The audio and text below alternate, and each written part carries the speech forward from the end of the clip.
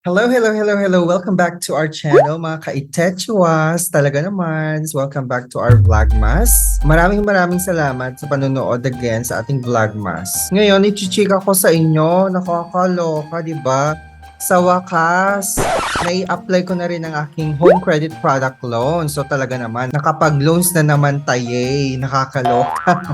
So, ngayon, share ko sa inyo yung pag-a-apply ko ng home credit. So, meron akong home credit product loans up to 40,000 pesos. Oh, 40,000 pesos? Nakakaloka, di ba? Ang 40,000 pesos na offer sa akin ng home credit. Pero magkano lang ang aking in-avail? Magkano lang ang aking in-avail? Alamin natin. Sa video na itecho, in-explain ko sa inyo yung first plan na gusto kong kunin na item via home credit. Pero na pornada, hindi ba? Na-explain ko sa video na itecho kung gaano kinaray-karay ang aking alindog na talaga naman sa pagpunta sa tech store na yan pero hindi pala available or wala pala silang stock ng item na itecho ang gustong-gusto ko.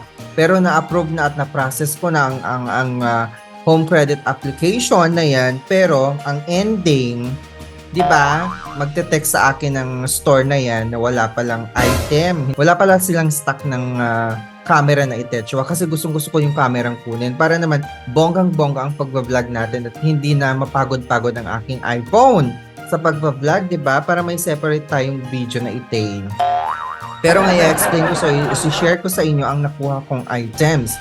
So, ang nakuha kong items ay dalawa, o di ba?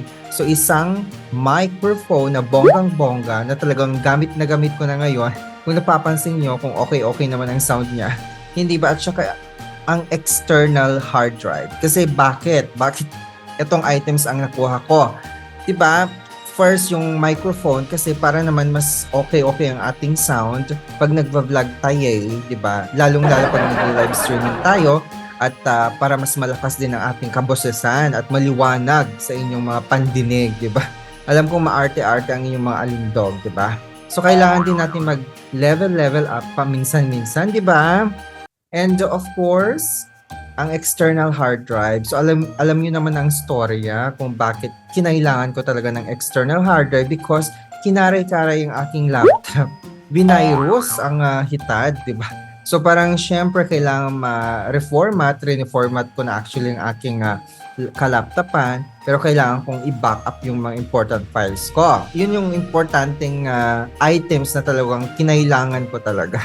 So, instead of inisip ko yung bagong computer or cellphone and everything, mas inuna ko ang external hard drive at microphone. So, ayan, alamin natin kung paano ko pre-process ang home credit na Itechua. So, as you can see sa picture na yan yung ang aking external hard drive at saka yung microphone na bonggang-bongga. Ngayon, isi-share ko naman sa inyo. Alamin natin. I-open ko lang ang aking home credit app para makita natin yung pag-process ng home credit product loans.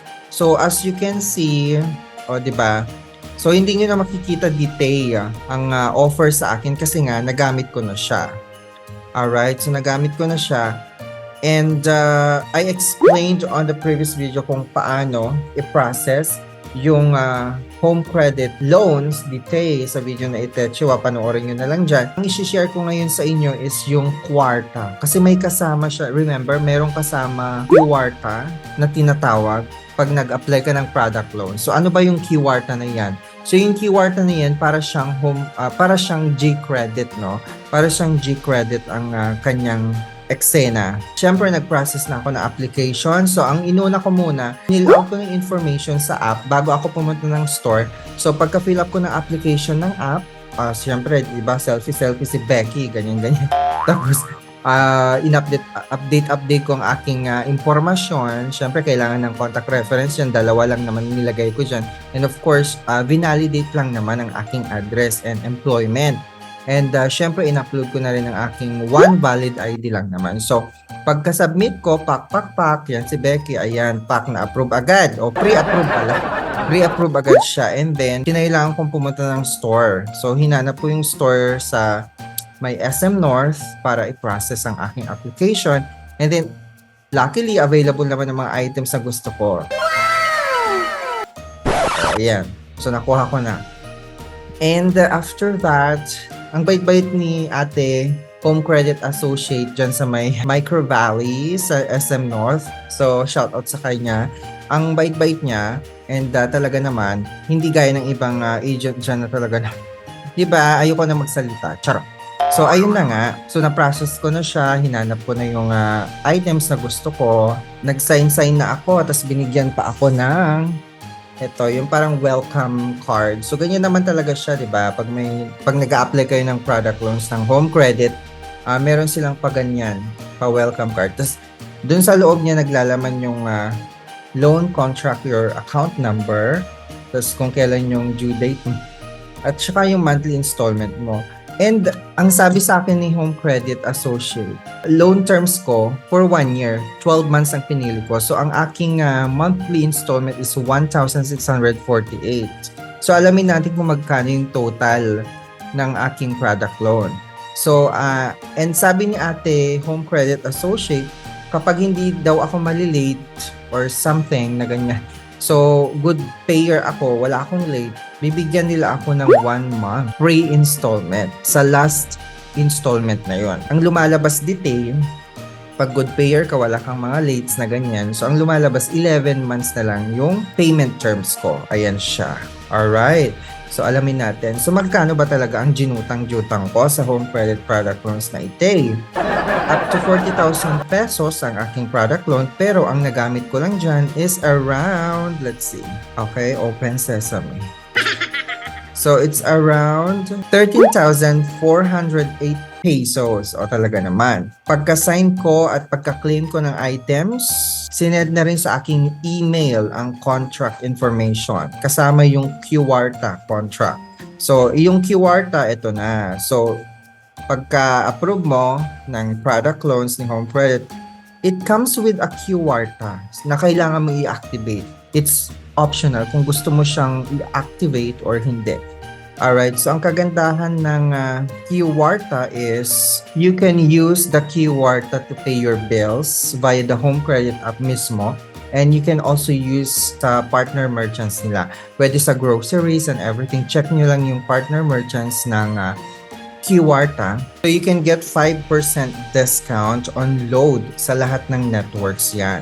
And of course, pay your bills in over 250 plus billers nationwide with no added fees. So walang mga fees na yan. So that's good, 'di ba? Lalo pag kailangan mong mag-pay ng inyong water bills, Meralco or any internet na yan, pwede mo siyang gamitin.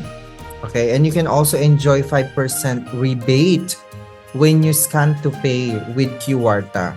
Okay? So scan to pay yung sinasabi ko sa offline store, sa mga groceries, ganyan-ganyan. Mag-scan lang kayo doon. Yun yung QRTA ang gamitin nyo para magbayad sa groceries or any partners stores ng QRTA. So, paano gamitin sa grocery or partner stores ng QRTA?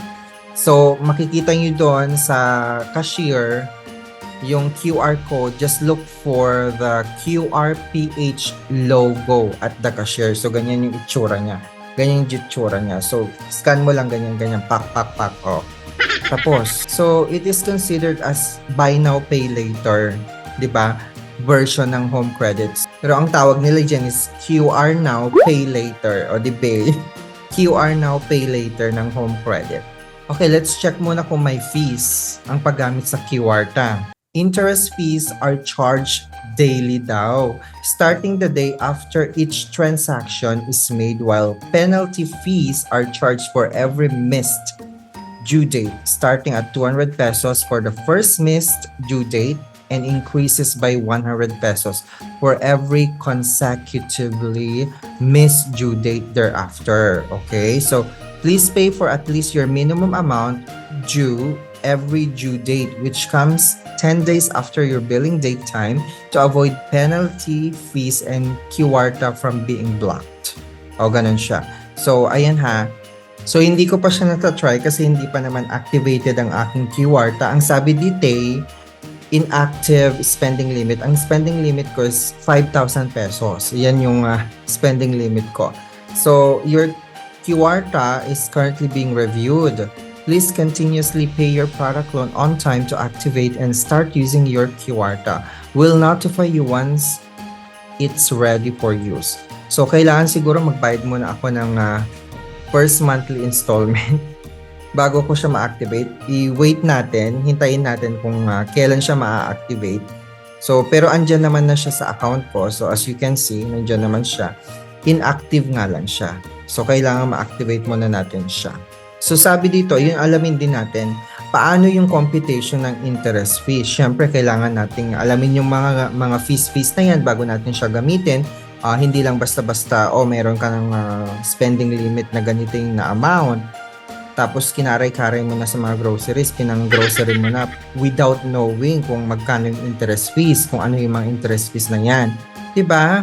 So, kailangan din natin alam. Be a responsible borrower din naman. Hindi yung puro gamit ng app na yan, diba? So, kailangan natin alamin and be a responsible borrower. That's very important. So, how do I compute for interest fees? Compute for your interest fees anytime in one easy step. Okay, multiply your transaction amount by the daily interest rate, which is 0.13%. That's the daily interest rate, and the number of days it was borrowed. That's just easy. Compute mo lang. So, 0.13%, okay, times number of days. So, kailan mo siya hiniram yung kaperahan na yun? Kunwari, 10 days. O, di ba? Wala pa sa due date, binayaran mo na. So, 10 days, yun yung interest niya. Okay? So, syempre, pag mas maaga mo siyang bayaran, edi mas mababa yung interest, di ba? So, the more na matagal mo siyang bayaran, mas tumataas yung interest niya. So, paano ko siya babayaran? Paano ko babayaran yung balance ko? So, you can pay any amount from your transactions at any time. The more and earlier you pay, the more you save on interest fees. Yun na yung sinasabi ko sa inyo. The more and earlier you pay, the more you save on interest fees. Meanwhile, please pay for at least your minimum amount due every due date, which comes 10 days after your billing date, to avoid penalty fees and kwarta from being blocked. Alright, so ganun lang siya. Paano siya bayaran? Siguro via GCash or what? So, pwede naman siguro sa GCash yan. Mas madali, di ba? Parang sa home credit lang din naman yan. Again, we will wait kung kailan siya ma-activate itong kwarta ko. And I will share it to you again. And I will share how I will use, kung paano ko siya nagamit and everything, para makita natin kung talagang mataas yung interest niya or mababa talaga yung interest niya, at kung makukuha ko yung discount na sinasabi niya or kung makukuha ko yung rebate na ganyan. So, alamin natin. So, that's all for now. Maraming salamat sa pagtutok na naman. If you like this video, pa-share naman. And of course, don't forget to subscribe and pa-follow ang ating mga social media accounts. Diba? Para hindi naman makaray-karay ang aking alindog. Diba? Maraming salamat sa inyong lahat. And advance Merry Christmas again sa inyong lahat. Pa-click naman yung subscribe button dito. O diba? Tsaka may previous video din tayo sa home credit. Pwede mo panoorin dyan sa baba na iyan. Sa Itechua na yan. Maraming salamat sa pagsuporta and pagtutok sa ating content na naman ngayon. Thank you and see you on our next video. Bye!